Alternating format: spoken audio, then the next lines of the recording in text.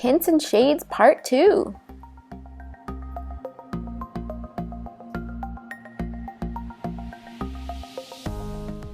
So today we're going to talk about how we can make tints and shades using materials that don't really mix very well.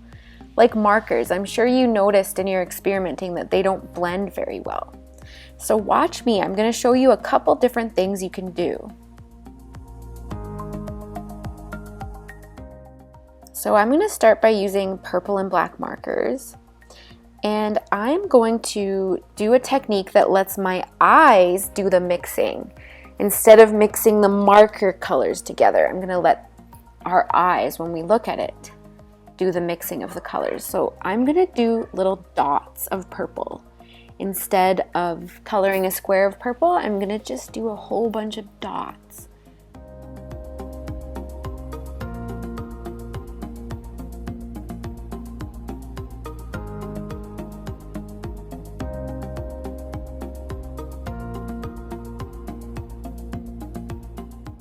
Okay, so I've got my purple dots, and now I'm going to add black dots in between the spaces. So I'm hoping that when I squint my eyes at this, it's going to look like dark purple. I'm going to allow my eye to do the mixing here. So this technique is called optical mixing. So try it. See if you squint your eyes at that, does it look like dark purple? Kind of does. I'm going to add a little bit more purple, a few more purple dots.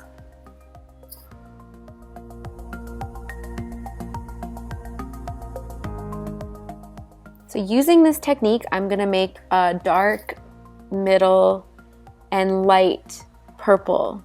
So for my middle purple, I'm just going to be doing dots of purple. I'm not going to add any black dots in. Also, I've sped this video up a little bit, so this does take a little bit of a long time. I'm actually not that fast at making those dots.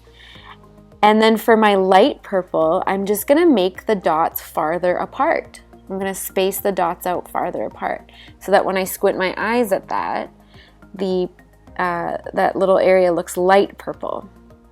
So another technique you can do is called cross hatching or hatching. So this is hatching, and if I do lines in the opposite direction, that's cross hatching. So I'm going to do some hatching over here. So it's just where you draw lines in either one or two directions. So I've done that with purple, and I'm going to add black on top. Same technique, so cross hatching over here, doing lines one direction and lines the other direction, and then hatching over here. So again, if I kind of squint my eyes, it looks dark purple. So I can do the same thing that I did with the dots.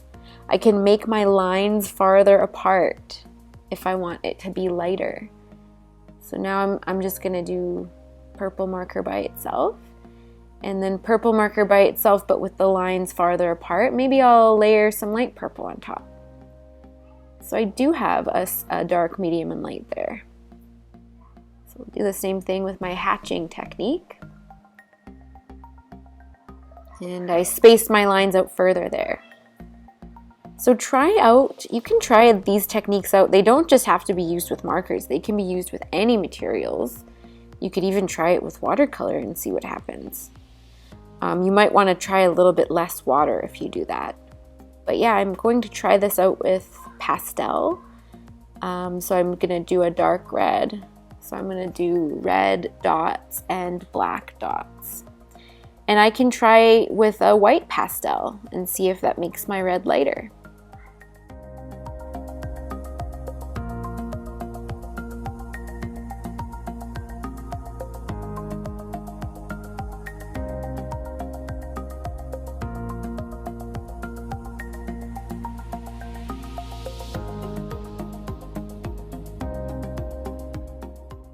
So for my lighter red, I just spaced my dots out a little bit further, and I added some white dots on top.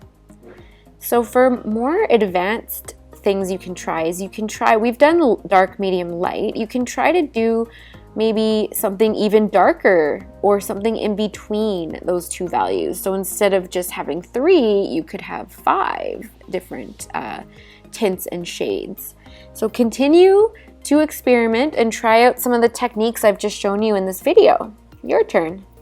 All right, thank you for watching.